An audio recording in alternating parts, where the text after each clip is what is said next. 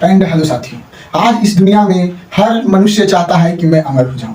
तो आज हम बात करेंगे द्वापर युग की। उस समय भगवान श्री कृष्ण अश्वत्थामा को समय के अंत तक अमर रहने का श्राप दिए थे और इसीलिए ऐसा माना जाता है कि अश्वत्थामा आज भी इस धरती पर मौजूद है। अब अश्वत्थामा के लिए तो अमर होना श्राप था, लेकिन वही बहुत से लोग आज भी अमर होने का ख्वाहिश रखते हैं, लेकिन अफसोस उनकी यह ख्वाहिश शायद कभी पूरी ना हो। 1 अगस्त 2024 को एनाटॉमी के एक महान वैज्ञानिक लियोनार्ड हेम्फ्लिक ने अपनी अंतिम सांस ली। हेम्फ्लिक ने 1960 में एक जबरदस्त डिस्कवरी की थी। उन्होंने पता लगाया था कि हमारी बॉडी का नॉर्मल सेल्स सिर्फ लिमिट नंबर ही डिवाइड हो सकता है, लेकिन वो जो हमारा बॉडी का जो नॉर्मल सेल है 40 से 60 बार डिवाइड हो सकता है, जिसे हम लोग हेम्फ्लिक लिमिट भी कहते हैं। क्या कहते हैं? हेम्फ्लिक लिमिट भी कहते हैं। हेम्फ्लिक लिमिट एक बायोलॉजिकल कॉन्सेप्ट है। क्या हेम्फ्लिक हमारी बॉडी की नॉर्मल सेल्स कितनी बार डिवाइड हो सकते हैं। ए लिमिट एक्सप्रोमोटली ए लिमिट 40 से 60 बार विभाजित हो सकती है। ये हमारे से मतलब हमारे शरीर की जो कोशिका है वो 40 से 60 बार विभाजित हो सकती है। इसके बाद सेल्स डिवाइड होना बंद कर देती है। हमारे बॉडी में जो सेल्स जो कोशिका पाई जाती है वो डिवाइड होना क्या करती है? बंद कर देती है और ऐसा सेंसेट हो जाती है, यानी एक कोशिका सेल्स विभाजन की प्रक्रिया इनमें रुक जाती है।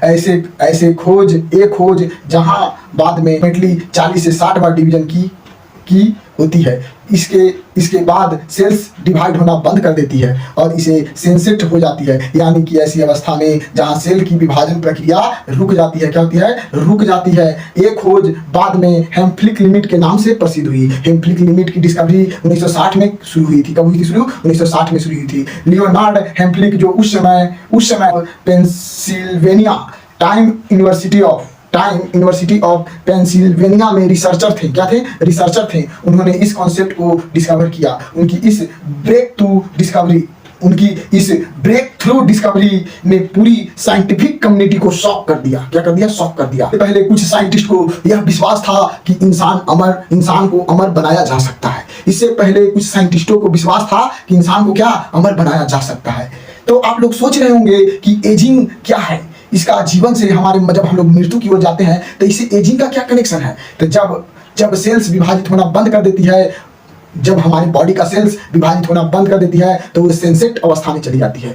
जैसे ये सेंसेट सेल हमारी बॉडी में बढ़ती जाती है, जैसे सेंसेट सेल जो होती है हमारी बॉडी में बढ़ती जाती है तो हमारी बॉडी बूढ़ा होना शुरू हो जाती है। क्या? बूढ़ा होना शुरू हो जाती है। असल में हर स्पीसीज में ये होता है। होती है।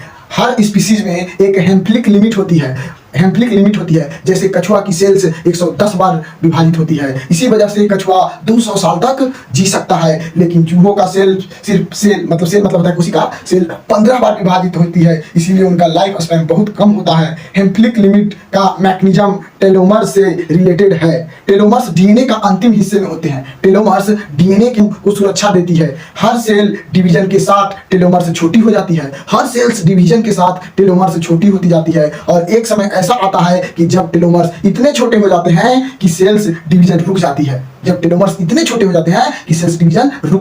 अब आपके दिमाग में यह सवाल जरूर आया होगा कि सेल्स डिवीजन होना बंद हो जाती है तो फिर कैंसर के टाइम हमारा सेल डिवीजन क्यों होते रहता है, बिना किसी ब्रेक के डिवीजन होता है। दरअसल साइंटिस्ट ने यह डिस्कवरी किया कि कैंसर सेल्स में एक एंजाइम होता है जो टेलोमरेज जो टेलोमर्स में न्यूक्लियोटाइड को जोड़कर एजिंग के प्रोसेस को रोकता है। इसमें टेलोमरेज में टेलोमर्स को न्यूक्लियोटाइड में जोड़कर एजिंग प्रोसेस को क्या करता है? रोकता है। इसी वजह से कैंसर पेशेंट में कैंसर सेल्स हेम्फ्लिक लिमिट को कैंसर सेल को बढ़ाता रहता है। अभी साइंटिस्ट इस बात पर रिसर्च कर रहे हैं कि क्या हम टेलोमर यूज करके नॉर्मल सेल को अमर बना सकते हैं, लेकिन यह बहुत कॉम्प्लेक्स प्रोसेस है और अभी तक कोई प्रैक्टिकल एप्लीकेशन नहीं मिला है। कुछ साइंटिस्ट ये आर्ग्यू करते हैं कि टेलोमरेज लॉस और हेम्फ्लिक लिमिट एजिंग के सिस्टम हैं कॉज। इस थ्योरी के हिसाब से अगर टेलोमर लॉस को रोक सके या न्यू टेलोमर्स बना सके तो शायद एजिंग प्रोसेस को स्लो या रिवर्स किया जा सकता है। समझे। तो ये आपका किसका थ्योरी था, हेम्फ्लिक लिमिट का था कॉन्सेप्ट। किसका था, हेम्फ्लिक लिमिट का कॉन्सेप्ट था, जो कैंसर में एक एंजाइम निकलता है। क्या निकलता है, कैंसर में एक एंजाइम निकलता है, वही एंजाइम से टेलोमर्स को बनाया जाए। और जब टेलोमर्स बनेगा तो कोशिका विभाजन, मतलब जो कोशिका जो है 40 से 60 बार जो डिवाइड हो रहा है वो अनंत बार होते रहेगा, जिससे आपका एजिंग प्रोसेस जो है वो रिवर्स में भी आ सकता है और उसको स्लो भी किया जा सकता है अगर टेलोमर्स बनना हो जाएगा। टेलोमर्स कहा जाता है डीएनए के आखिरी छोर पर, समझे। तो इसी प्रक्रिया से इंसान को अमर बनाया जा सकता है, लेकिन इस पर अभी रिसर्च चल रहा है, भविष्य में ऐसा हो सकता है। तब तक के लिए जय हिंद, वंदे मातरम। इस वीडियो को शेयर करें, लाइक करें और इसे नॉलेज का लुत्फ उठाएं। जय हिंद।